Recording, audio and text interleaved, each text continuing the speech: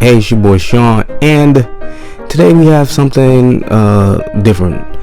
Today I played Fallout 76. Well, it wasn't today, it was during the free weekend. So you'll be seeing a couple moments of me playing the game. Of course, my thoughts on this game is it is not as bad as I thought it was going to be. From some of the reviews and videos online, I thought this game was going to be a broken mess, but no, it really isn't. I only had maybe 2 or 3 instances when I crashed the game.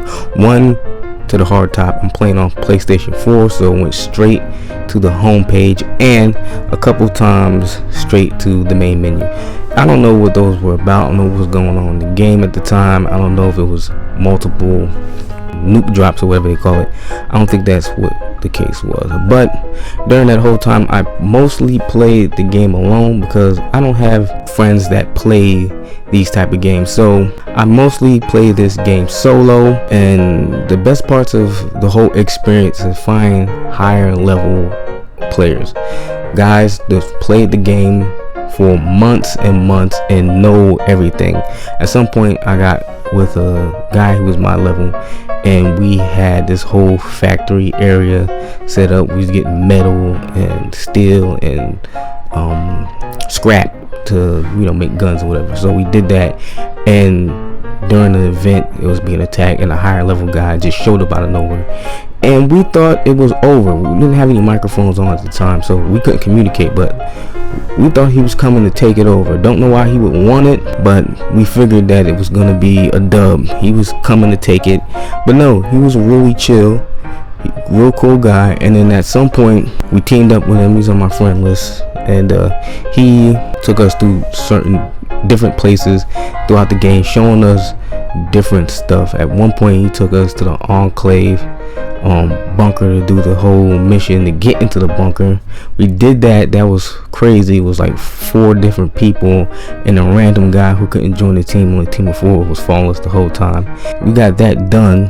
Before that, he had actually taken us to the Brotherhood encampment, the asylum. I didn't know what was going on. I just followed there after sitting around for a while. I was like, what are these guys doing? Let me check it out. And yeah, fought a Scorch Beast. I know I couldn't do anything, which, no surprise. I was level 13 at the time, so I figured I'd get a couple shots off, level up, get some equipment maybe I can use. Of course I couldn't.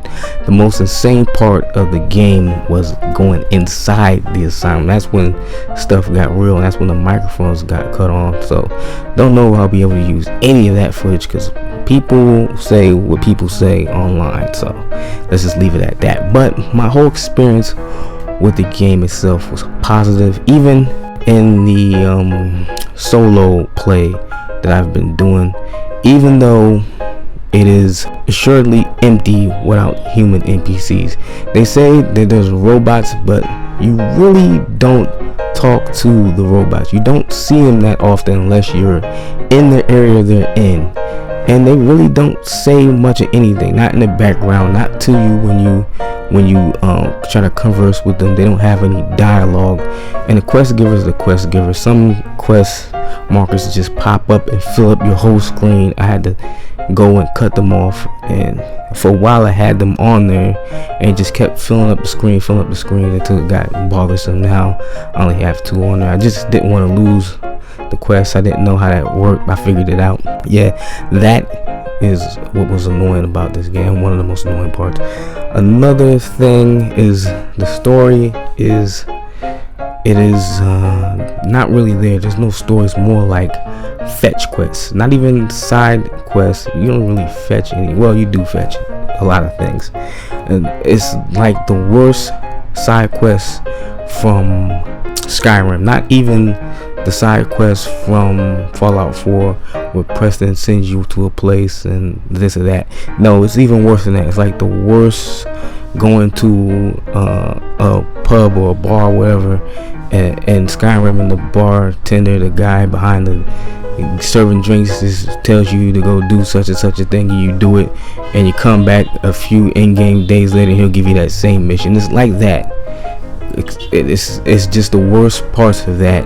The whole experience with the story is like there is no story, not that you can really follow, and it's kind of hard to follow everything on the map market. Like you will get a mission and you'll have to leave for the area for the mission to pop up on the map. I don't like that, because in certain areas you're in, there's gonna be, depending on what level the guys entered the area before you, pretty high, and they won't hesitate to put their foot in your butt. There's like no learning curve. They hold your hand. There's nothing to hold your hand. There's no, the music is the only thing that kept me sane, and you can't even hear any of that because I'm on PlayStation 4, and luckily PlayStation filters the music out so I can put the videos online. There's copyright to a few of the videos. I never plan on using them anyway, so it is what it is. And there's a few things I don't like about the game, combat being one of them. I don't know if it's because of the level. You will point blank miss guys are standing directly in front of you when you should be registering hits. That's been an issue with Bethesda for years now, and some of the animations are ridiculous. You'll have a Scorch doing melee attacks on you. You'll kill them right before they're about to attack you, and they'll still land a hit. That needs to be fixed, but I know it won't be. So it's just stuff you got to deal with when you're playing this game. A lot of the HUD areas on the map is, it needs a mini map where you can actually see where things is at, not just that map they chose for the game, which they basically got from Nuka World. I guess they thought that would be the best way for people to see what's going on in this world. I don't really care for it, but really can't do nothing about it. Screen clutter is also an issue. I kind of said this before. I don't know if it got recorded because my recording system is acting stupid. So yeah, screen clutter is an issue. It covers too much of the screen. You really can't see what's going on. Mission structures, how they're given, is ridiculous. You can enter an area and it will be randomly given a mission you don't want, which will clutter the screen. And a lot of the missions, like a lot of the story, are pointless. You'll get to half of the story after the fact. You won't get to live what happens. You'll be told what happens, which is not ideal for a game like this, which is a Fallout game, which is an RPG. I don't really want to read anything at all at this point of my video game playing life. I've done that in the 90s. I don't really care for doing it now. So hopefully when the new human NPCs come in the game, we won't have an issue with the story being told to us, and hopefully we'll get companions outside of regular people so the game won't be so boring, and hopefully it'll have some dialogue when it'll say stuff when you get into different areas. Because yeah, playing by yourself, the music is the only thing that's saving you from the tedium of boredom, because you won't run into any of the robot NPCs. I've never even ran into the Super Mutant Merchant at all. Never seen him. The game itself is better than I expected. Is it the worst Fallout game? Probably not. It's probably the worst modern Fallout game. It doesn't have the glitches as the older ones had. New Vegas was a mess when it came out. It's still a mess, but for PC, I guess it's playable. But on consoles, I had a hard time playing that game. This game, even though it's a MMO, it's online only, it rarely crashes. Only had 2 or 3 crashes, and one was an internet connection on my part. So it's not as bad as people say. The overall parts of the game, the stuff that people complain about is valid. It just doesn't bother me as much as I thought it would. I watched a few videos of other YouTubers playing this game, and it's something I'm used to at this point after watching. And I wanted to play this game before the NPCs got into the world, because I wanted to know what the difference is going to be. That's why I played it. It was free, and then it went on sale, so I bought it.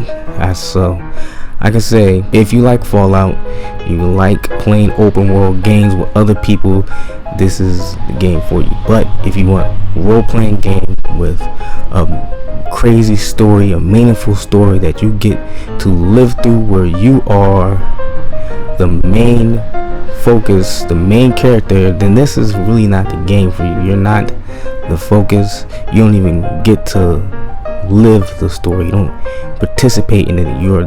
you see the aftermaths of it, and that's not really the best way for them to have done this, but it's done. So yeah, I hope you guys enjoyed this video. I know I probably couldn't bring anything new to the whole Fallout 76 discussion. I enjoyed the time I played it for different reasons. Maybe some of the issues with the game will come to arise when I get a higher level and can see some of the cracks in the game. But for now, playing with other people is probably the best way to go. Would I recommend this game for people? I don't know.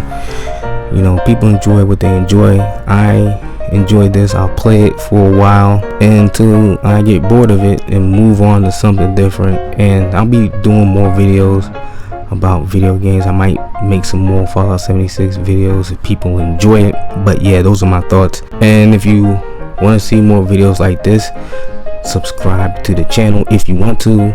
Likes are appreciated. And yeah, I'll catch you guys later. Bro, there's two of them. I see you. One of y'all come over and help me, bro. We can kill these motherfuckers. No, we can't. I'm over here shooting the hell out of them.